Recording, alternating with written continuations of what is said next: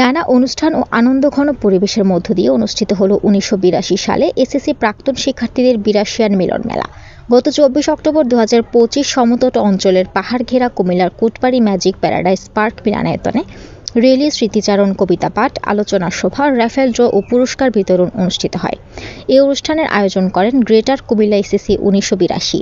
আয়োজক কমিটির আহ্বায়ক অধ্যাপক ফারুক আহমেদের সভাপতিত্বে অনুষ্ঠানে প্রধান অতিথি ছিলেন ৮২ প্রাক্তন ছাত্র কুমিল্লা জেলা জজ মোহাম্মদ মাহবুবুর রহমান।